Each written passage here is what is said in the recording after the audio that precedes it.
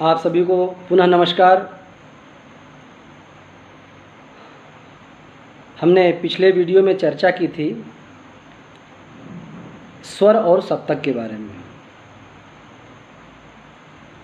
स्वर के गहराइयों में जब हम उतरते हैं तो हमें मिलता है कि उसकी उत्पत्ति कहाँ से हुई। उसके आधार में श्रुति है,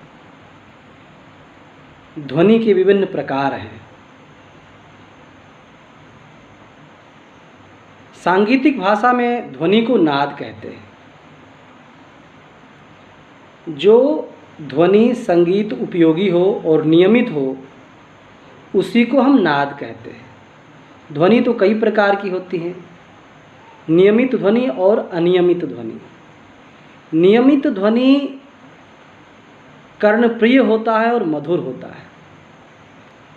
अनियमित ध्वनि जिसे हम शोरगुल कह सकते हैं। शोरगुल के कई प्रकार हैं, आप जानते हैं। तो नाद क्या है?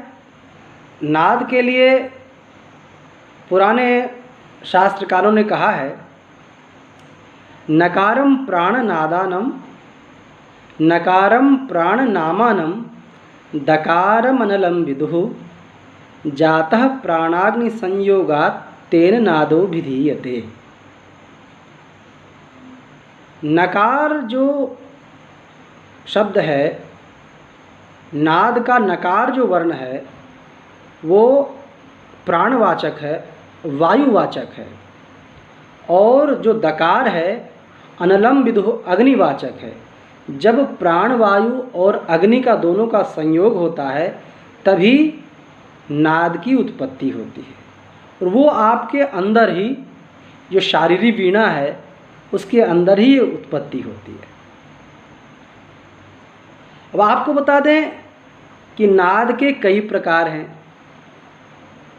सबसे सूक्ष्मतर ध्वनि जो है, जिसे कहते हैं कि सूक्ष्मतर ध्वनि, जिसे हम श्रुति कहते हैं, माइक्रोटोन जिसे हम कहते हैं, श्रुति को इंग्लिश में माइक्रोटोन कहते हैं। माइक्रोटोन से ही स्वर की उत्पत्ति होती है। अब ध्वनि और नाद की अगर हम चर्चा करते हैं तो ध्वनि नाद हम उसी को कहते हैं जो संगीत उपयोगी हो और नियमित, जिसका आंदोलन हो। नियमित आंदोलन वाली, नियमित फ्रीक्वेंसी वाली, जिसे कहते हैं सिस्टमेटिक फ्रीक्वेंसी वाली जो ध्वनि है, साउंड है, उसी को हम नाद कह सकते हैं। किसी भी आवाज़ को हम नाद नहीं कह सकते हैं।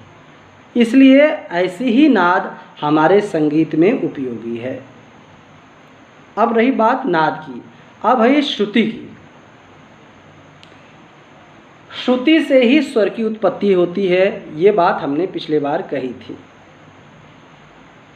अब श्रुतियाँ किस प्रकार अपने आप में काम करती हैं, तो विद्वानों ने कहा है कि तस्य द्वाविंशतिर्भेद श्रुतयो श्रवणात्मताः हृदयाभ्यंतर संलग्ना नाड्यो द्वाविंशतिर्मताः। आपके हृदय के अंदर 22 नाड़ियाँ हैं। स्वर तंत्र के अंतर उसी को 22 श्रुतियों को नाम दे करके उसमें पुकारा है। अब ये है कि इसमें यह कितना प्रामाणिक है, इस पे किसी ने विशेष सर्च नहीं किया है। लेकिन ये तो सत्य है कि संगीत की जो ध्वनि की सबसे छोटी इकाई है उसे श्रुति कहते हैं। श्रुति हमारे संगीत में सभी जगह प्रयुक्त होती है। श्रुति उसे कहते हैं जो कर्णप्रिय है, जिसकी ऊंचाई नीचाई हमारा कान समझ सके। अब इतनी छोटी श्रुति भी होती है जहाँ हमारा कान, हमारी बुद्धि वहाँ नहीं पहुँचती, उतनी बहुत छोटा सा अंतर होता है। तो हम उसके अंतर में नहीं जाएंगे। हम बात करेंगे केवल संगीत उपयोगी श्रुति की, जो एक सप्तक के अंतर्गत 22 श्रुतियाँ आती हैं। विद्वानों ने 22 श्रुतियों को किस प्रकार बांटा है, उसके लिए श्लोक है, चतुश्चतुश्चतुश्चैव षड्ज मध्यम पंचमा द्वे द्वे निषाद गंधारौ त्रिस्त्री ऋषभ दैवतो। इस श्लोक से बिल्कुल स्पष्ट है कि चतुश्चतुश्चतुश्चैव, चार चार चार, सर्ज मध्यम पंचमा, सा म प के चार चार श्रुतियाँ हैं। द्वे द्वे निषाद गंधारो, निषाद और गंधार के दो दो श्रुतियाँ हैं। त्रिस्त्री ऋषभ धैवतो, तीन तीन ऋषभ और धैवत यानी रे और धा के। इसमें दो मत हैं, प्राचीन मत और आधुनिक मत। इस श्रुतियों 22 श्रुतियाँ होने में किसी का अलग मत नहीं है। सभी लोग इसको मानते हैं कि एक सप्तक के अंतर्गत 22 श्रुतियाँ होती है। लेकिन 22 श्रुतियों को किस प्रकार विभाजन किया है उसमें थोड़ा सा अंतर है। प्राचीन मत में जो पहली श्रुति है, सा का षडज का जो 4 श्रुति है, तीव्रा, कुमुदवती, मंदोवती, छंदोवती। हाँ, अब चाहे छंदोवती पहले मंदोवती बाद में है।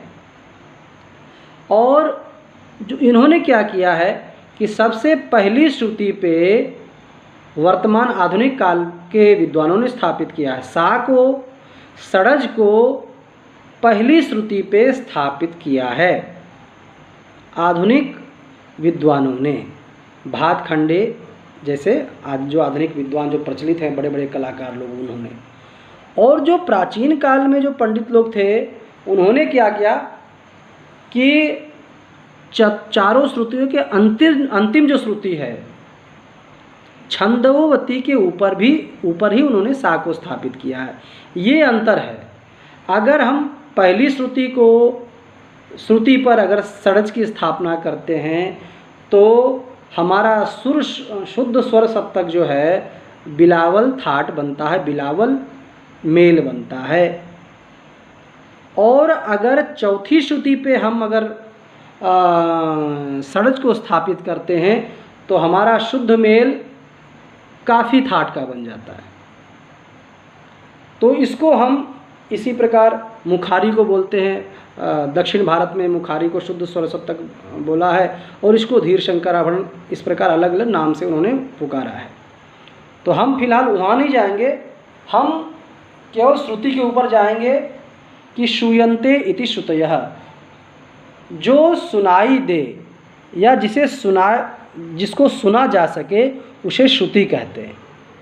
अब श्रुति मतलब वेद भी होता है, लेकिन हम संगीत की श्रुति की बात कर रहे हैं। जिस श्रुति से स्वर का विकास होता है, जिस श्रुति के ऊपर स्वर की स्थापना हम करते हैं। कई पंडितों ने तो 66 श्रुति माना है।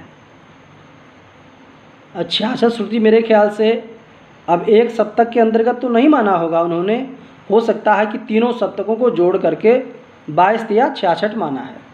मंद्र सप्तक का 22, मध्य सप्तक का 22 और तार सप्तक का 22, इस प्रकार 66 श्रुति हम उसके माना है। लेकिन जो वर्तमान में प्रचलित है, जो हम सभी लोगों को जानते हैं और विद्यार्थियों के जो काम की चीज़ है, वो हमें केवल इतना जानना है कि एक सप्तक के अंतर्गत 22 श्रुतियाँ हैं और उसका जो बंटवारा है श्रुतियों का, सा म प का 4-4 श्रुति, रे और ध के 3-3 श्रुति, ग और नी के 2-2 श्रुतियाँ हैं।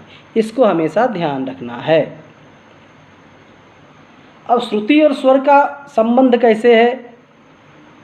आखिर में श्रुतियों से स्वर की उत्पत्ति कैसे होती है? उसके लिए विद्वानों ने कहा है कि अहि कुंडल वत्तत्र भेदास्ति शास्त्र सम्मतः। अब हो सकता है आगे कुछ और शब्द है, ध्यान से नहीं है। अहि कुंडल वत्तत्र, सर्प का फन और सांप की कुंडली। अभी सर्प जो अपने फन को फैलाता है तो अपनी कुंडली मारकर बैठता है, फिर अपने फल को भेटाता है। अब श्रुतियों को आप उसके कुंडली मानकर चलें। जिस प्रकार सर्प अपने फन को कुंडली के आधार पे कुंडली मार के जो बैठता है, अपने पूँछ को घुमा करके उसके आधार पे बैठता है, उसी प्रकार श्रुतियों के आधार से स्वर अपने आप को खड़ा करता है। श्रुति प्रवहमान है, श्रुति और स्वर स्थिर है। उसी प्रवहमान श्रुति से ही स्वर की स्थिरता हम लोग सिद्ध करते हैं। तो हम ये समझ लीजिए कि जिस प्रकार श्रुति आगे पीछे होती है, श्रुति आगे पीछे का मतलब कि जैसे 4 श्रुतियों का है तो वो स्वर जो है निनाद करता है, अनुरंजक होता है। स्वर में अनुरंजन तभी आएगा जब उसको श्रुति का आधार मिलेगा, नहीं तो बिल्कुल सपाट लगेगा, उसको स्वर लग ही नहीं सकता है।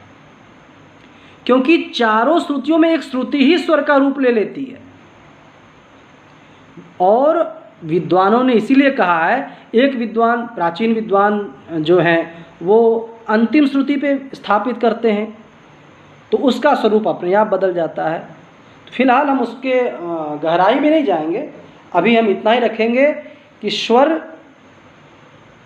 संगीत उपयोगी ऐसा स्वर जो रंजक हो और हम श्रुति से आधारित मानते हैं, उसे स्वर कहते हैं। और स्वर की यानी ध्वनि की सूक्ष्मतर इकाई श्रुतियाँ हैं, जिसे इंग्लिश में माइक्रोटोन कहते हैं। और नाद 2 प्रकार की होती है, नियमित और अनियमित। वैसे तो जो प्रचार में है, मैं संगीत वाला ध्वनि के बारे में बता रहा हूँ, जो विद्वानों ने कहा है कि नाद 2 प्रकार का होता है, अनहद नाद और आहत नाद और अनाहत नाद। आहत मतलब जब हम किसी प्रहार करते हैं, किसी वस्तु का वस्तु से प्रहार होता है, घर्षण होता है, तब वो ध्वनि निकलती है, उसे आहत नाद कहते हैं। और एक अनाहत नाद जो स्वयंभू ध्वनि है, जैसे अपने कान को बंद कीजिए बढ़िया से और आपके अंदर घुड़ घुड़ की आवाज़ आएगी। और बहुत लोग कहते हैं कि ओंकार की ध्वनि जैसी आवाज़ आती है, तो गुणी लोग, तपस्वी लोग उसका ध्यान भी किया करते थे। तो 2 प्रकार का 2 शास्त्रों में वर्णन है, आहत नाद और अनाहत नाद। और आहत नाद की हम चर्चा कर रहे हैं, 2 प्रकार की होती है, एक नियमित और अनियमित, एक संगीत उपयोगी और एक शोरगुल। अभी आज इतना ही करते हैं, धन्यवाद।